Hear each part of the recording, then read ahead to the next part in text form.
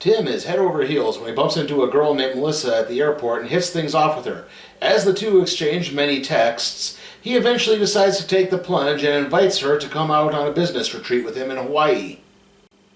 However, it turns out he actually hasn't been exchanging texts with the airport Melissa. Instead, he's been exchanging texts with another Melissa that he dated 3 months earlier, who is possibly the most maniacal of the manic pixie dream girls, who, when she is not extolling the virtues of fecophilia, is trying to threaten people with a knife.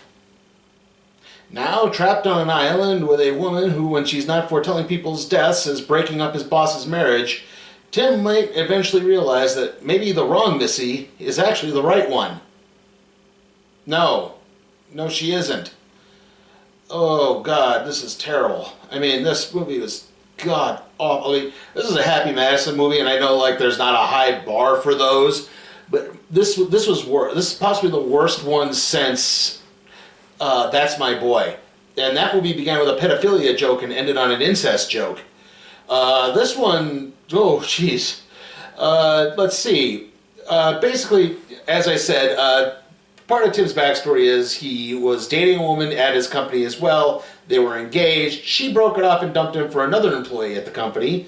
Shock, I know. Like, that's not a tired trend.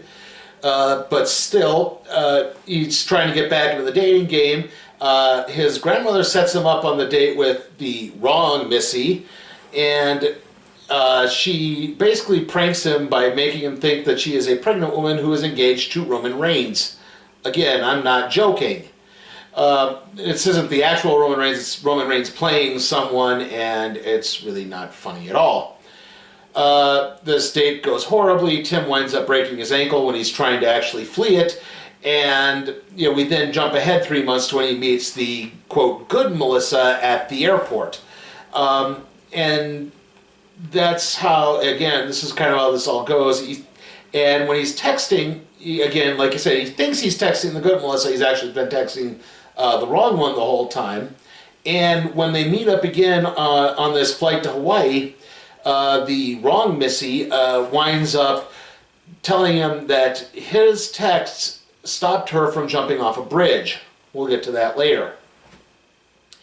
And it just kind of goes downhill from there, because at one point she drugs him and then molests him, and then at another point he drugs himself trying to get some sleep, and she takes that to mean she can have sex with him. So yes, he basically gets raped twice in this movie, and we're supposed to eventually endear ourselves to this Melissa character.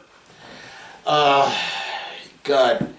And here's the thing, like, they're trying to treat the wrong Missy as that she's unattractive. I mean, she's not. This Lauren Lapkus, I think is her name. It's either Lapkus or Lapicus. She's not. She's reasonably attractive, but she doesn't look like the other one whose name escapes me. The other, oh shoot, I can't think of what her name is. Or his ex-fiance, who's also at this Hawaiian retreat as well, who's played by Sarah Chalk.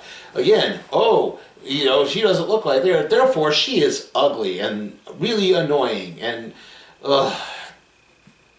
there's just you'd be like, oh God, I'm trying not to get too repetitive on this, but yeah, it's nothing but like the crassest, lowest common denominator humor. And I know these people are talented, and I know these people are capable of so much more, but it's just like, this is so cheap. And again, this is probably another excuse to wind up on another Hawaiian resort, because this is actually basically doing the same shtick from Adam Sandler's version of Just Go With It. If you remember that, with Jennifer Aniston.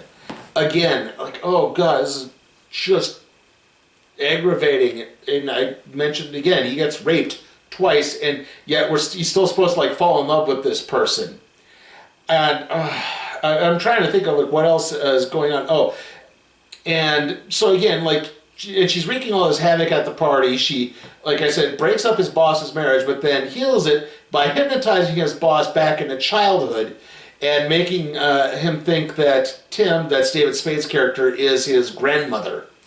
And so everything Tim does is amazing and cool and awesome, and everything his rival, who coincidentally is played by Adam Sandler's wife, is, vomit-inducing.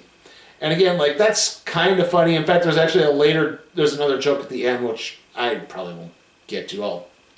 But again, like, and again, that's supposed to help start to endear her, but again, she's still ruining people's lives here and mucking around and things, and again, just not a good person overall. Oh, and it turns out that whole jumping off a bridge that I mentioned earlier, yeah, it was bungee jumping off a bridge. She wasn't actually going to kill herself. So yeah, this movie is terrible. I think I've managed to find the worst movie of the year. I mean, I don't know if there's anything that's really going to top it at this point. This gets a huge F. This is horrendous. No likable characters, nothing redeemable. I mean, the one time I laughed, okay, I'll say this just for the bit.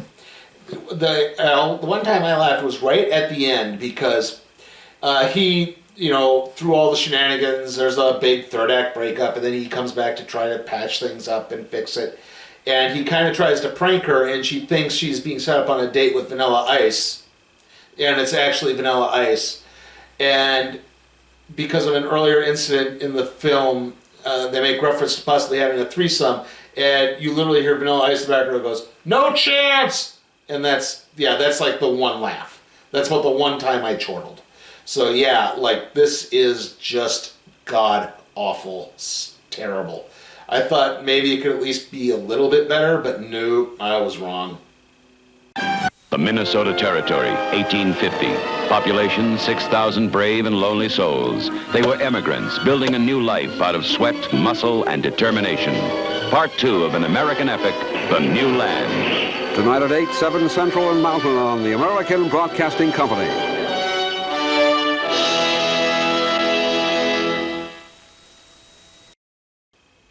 Okay, so once more, no trailers, but the next video is going to be the review of Scoob. Hopefully I have managed to pre-order it. I had to actually purchase it. They don't have the rental option available for some reason. You can only buy it. But yeah, hopefully I'll be able to get that out before Saturday. The next video after that's going to be the random trade review on Volume 1 of The Unwritten. And the next movie review is going to be The Lovebirds, and that will round out May for the movie reviews. I don't know anything about June right now because everything's up in the air. It seems like most of the big theatrical releases are going to be coming out in July. However, I don't know if the movie theaters here are going to be open. So again, yeah, obviously everything's just kind of up in the air. See you all next time.